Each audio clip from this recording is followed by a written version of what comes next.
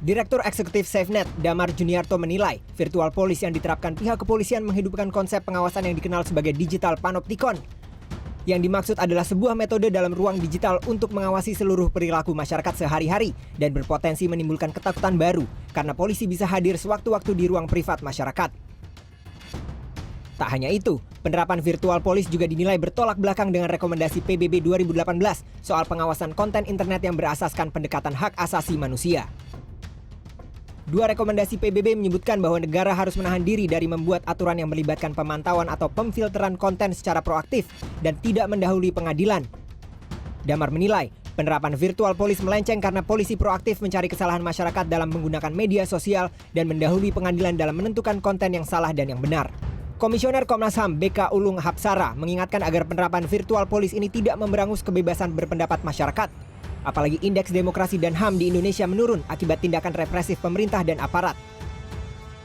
Polri diharapkan tidak subjektif dalam penerapan virtual police serta salah menafsirkan pasal-pasal dalam Undang-Undang ITE yang hingga kini masih menjadi perdebatan di tengah masyarakat.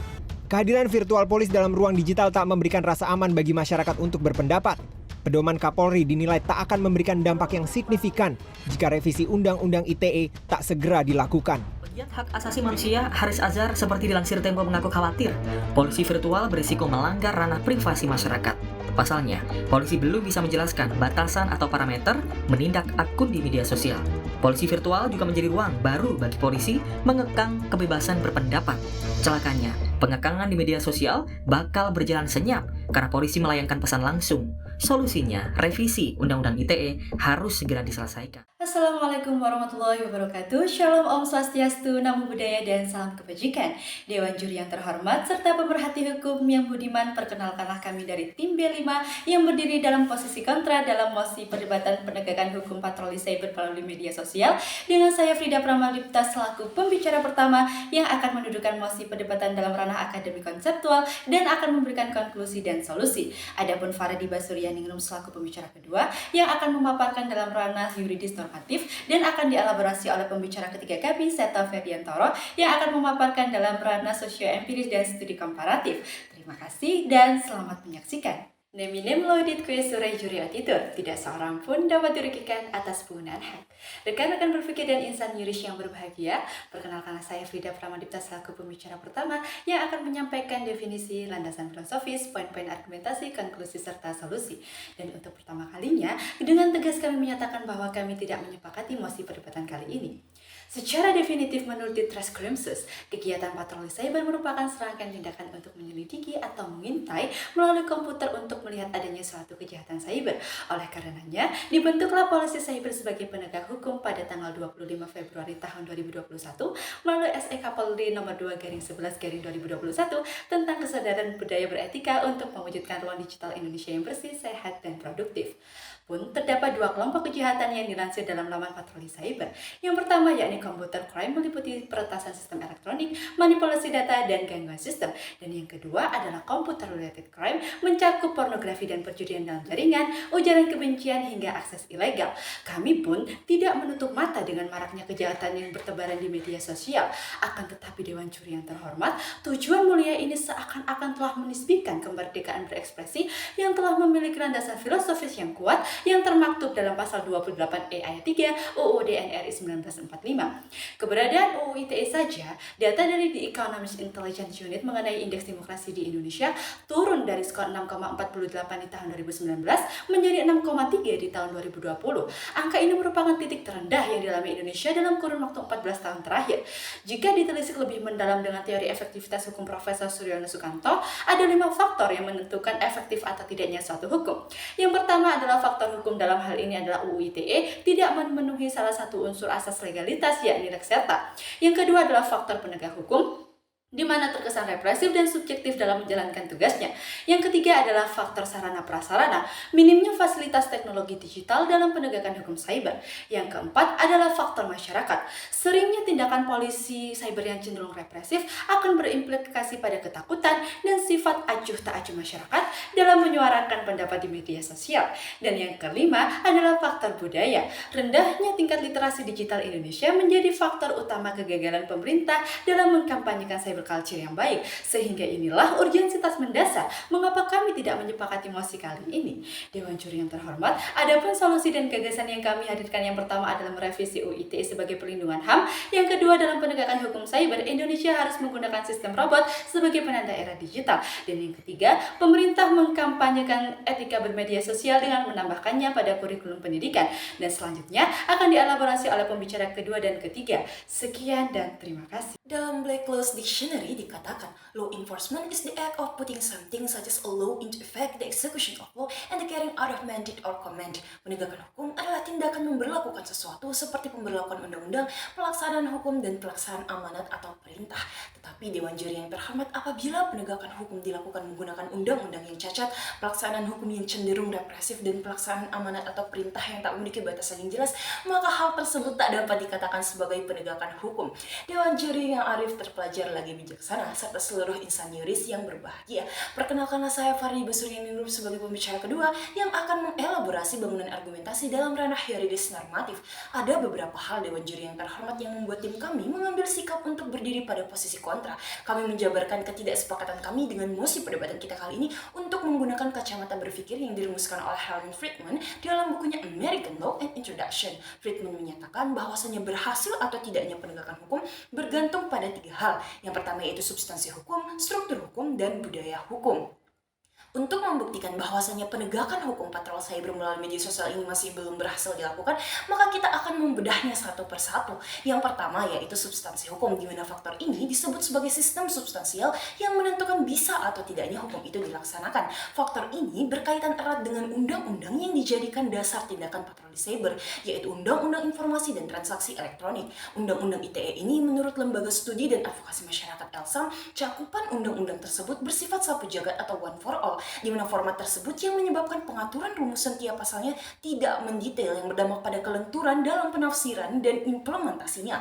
Hal tersebutlah sudah tidak sejalan lagi dengan salah satu unsur asas legalitas yaitu lex serta, di mana rumusan pidana harus jelas. Contohnya pada pasal 27, 28, dan 29 Undang-Undang ITE, di mana praktik penerapan pasal-pasal tersebut seakan berdiri sendiri secara subjektif dan gramatikal tanpa menggali setiap elemen dengan parameter yang jelas dan transparan untuk membuktikan aktus reus atau perbuatan dan mens rea atau niat jahat, dan juga kedudukan orang yang dianggap melanggar pasal tersebut. Selain itu, Dewan Juri yang terhormat, salah satu pasal yang dijadikan sebagai rujukan pembentukan patroli cyber ini adalah pasal 40 Undang-Undang ITE, di mana pasal tersebut memiliki rumusan yang tak memiliki prosedur dalam melakukan pembatasan, dan peluang untuk melakukan judicial oversight terhadap pembatasan tersebut tidak diberikan, dan tidak menyebutkan dengan jelas mengenai jenis-jenis konten yang melanggar undang-undang dan jenis bahaya seperti apa yang mengancam. Padahal jika kita ingin mengacu pada prinsip instrumen hak asasi manusia, setiap tindakan pembatasan terhadap hak harus memenuhi 3 hal. Yang pertama yaitu prescribed by law atau diatur oleh hukum, lalu yang kedua legitimate aim atau untuk satu tujuan yang sah, dan yang terakhir yaitu necessity, di mana tindakan itu benar-benar mendesak untuk dilakukan. Lalu yang kedua yaitu faktor struktur hukumnya, di mana struktur hukum dalam teori ini adalah yang menentukan bisa atau tidaknya hukum itu dilaksanakan dengan baik. Struktur hukum berdasarkan KUHP dalam hal patroli cyber ini adalah aparat penegak hukum yaitu kepolisian.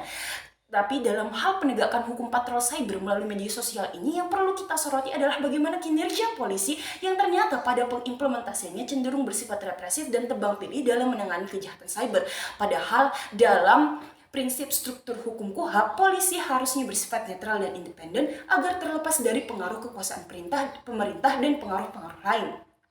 Restoratif Justice yang menjadi rujukan berperilaku pada polisi sesuai SE nomor 8 Kapolri tahun 2018 memberikan syarat material bahwa penerapan keadilan restoratif terpenuhi apabila tidak menimbulkan keresahan masyarakat dan konflik sosial. Tetapi pada kenyataannya dengan adanya patroli cyber ini, masyarakat semakin resah untuk menggunakan hak konstitusionalnya untuk menyatakan pendapat mereka di media sosial.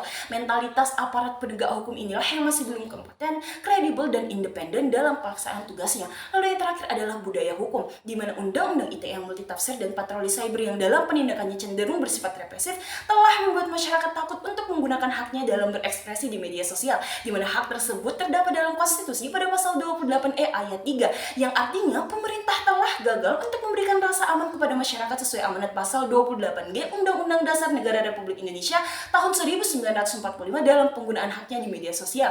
Berdasarkan faktor-faktor tersebutlah Dewan Juri yang terhormat, kami menyatakan bahwasanya kami tidak menyepakati mosi perdebatan kita kali ini karena subsistem penegakan hukum patroli cyber melalui media sosial masih belum terpenuhi. Seberapa bagusnya pun cita-cita negara, bila tidak didukung dengan undang-undang yang ideal dan aparat penegak hukum yang baik, maka keadilan hanyalah angan-angan. Sekian dan terima kasih. Direktur Eksekutif Southeast Asia Freedom of Expression Network Damar Juniarto mengatakan, virtual police menimbulkan kecemasan baru bagi masyarakat ketika beraktivitas di media sosial. Menurutnya, tugas dan fungsi virtual police yakni patroli cyber terlalu masuk ke ruang private warga negara.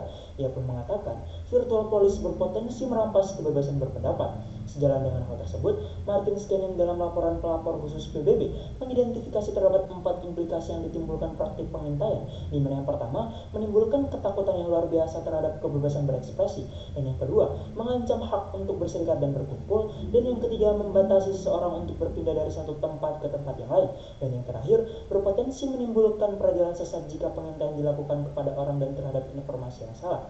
Lex regicide superflua, pugnantia incongrua. Hukum menolak hal yang bertentangan dan tidak layak. Assalamualaikum, salam sejahtera bagi kita semua. Dewan Juri yang terhormat, ketakutan masyarakat akan ancaman kebebasan berpendapat bukanlah hal yang tidak berdasar. Menurut data yang dikeluarkan oleh Badan Pusat Statistik, Indeks Demokrasi Indonesia pada aspek kebebasan sipil cenderung menurun. Hal ini dipertegas dengan hasil survei internal Komnas HAM yang melibatkan 1.200 responden di 34 provinsi menyatakan bahwa sebanyak 36,2% responden atau warga negara merasa ketakutan dalam penyampaian pendapat dan kritik melalui kanal-kanal internet maupun media sosial. Lebih lanjut, terdapat 2 urgensi mengapa kami menolak mosi pada kali ini. Di mana yang pertama, laporan yang dirilis oleh The Economist Intelligence Unit pada 2020 Indonesia menduduki peringkat ke-64 dunia dalam indeks demokrasi dengan skor 6,3. Pun di kawasan Asia Tenggara, indeks demokrasi Indonesia sendiri ada di peringkat 4 di bawah Malaysia, Timor Leste, dan Filipina. Selain itu, fenomena politik identitas menjadi salah satu indikator yang berperan penting dalam menurunnya indeks demokrasi Indonesia. Sejak tahun 2017 Pilkada DKI, kemudian terus berlanjut Pilkada serentak sampai pemilu 2019, bahkan Pilkada 2020, terdapat politik identitas yang digunakan sebagai instrumen politik dalam kontestasi elektoral. Dalam laporan tersebut, menunjukkan bahwa tren indeks demokrasi Indonesia cenderung terus mengalami penurunan signifikan sejak 2017. Hal tersebut justru menunjukkan kegagalan pemerintah dan partai politik dalam tugasnya untuk melakukan edukasi demokrasi dan edukasi politik, serta menciptakan ruang tertib digital. Dan yang kedua, berkaca pada program virtual Beijing Police di China yang sudah berjalan sejak 2007 dan berkembang menjadi Cyberspace Administration of China. Pada dasarnya, program ini membolehkan publik untuk melaporkan penyalahgunaan yang terjadi di ruang digital China. Akan tetapi, program tersebut berbalik menjadi momok karena mulai menyentuh penyensoran atas kritik terhadap pemerintah dan dianggap merampas kebebasan berpendapat masyarakat China. Sehingga solusi yang kami angkat berdasarkan teori Suryono Sukanta yang telah dijabarkan oleh pembicara pertama kami, di mana yang pertama, faktor hukumnya sendiri yakni undang-undang, perlu adanya revisi menyeluruh terhadap UU ITE dan harmonisasi dalam merumuskan arah dan model pengaturan teknologi informasi dan komunikasi. Dan yang kedua, faktor penegak hukum. Penegakan hukum di dunia cyber tidak lagi menggunakan pendekatan aparat penegak hukum seperti polisi virtual dengan patroli cyber, namun menggunakan sistem robot atau menggunakan artificial intelligence sehingga menutup ruang adanya tindakan represif oleh aparat. Dan yang ketiga, faktor sarana dan fasilitas untuk melindungi keamanan dan kedaulatan nasional serta menciptakan ruang digital aman, tertib, dan produktif. Pemerintah harus membangun infrastruktur internet mandiri dan membangun Google versi Indonesia, aplikasi-aplikasi seperti WAID dan lain-lain versi Indonesia dengan cara membuka seluas-luasnya kesempatan teknologi dalam negeri berkembang. Dan yang keempat, faktor masyarakat, meningkatkan kesadaran hukum warga negara dengan memasukkan karakter building atau etika dalam penggunaan teknologi digital pada kurikulum pendidikan mulai dari tingkat dasar. Dan yang terakhir, faktor kebudayaan. Pemerintah bersama stakeholder mengkampanyekan literasi digital sebagai upaya membentuk budaya yang baik di dunia digital. Selain itu, membuat konten-konten positif sehingga medsos akan dipenuhi informasi-informasi sehat, bukan berita-berita politik bahkan isu hoax. Dan sehingga Kami pun merekomendasikan bahwa polisi virtual agar menekankan pada praktik edukasi, bukan pengawasan represif atau surveillance, seperti pada polisi nasional Spanyol yang mengutamakan komunikasi dan interaksi untuk mengajak masyarakatnya dalam mengawasi ruang digital.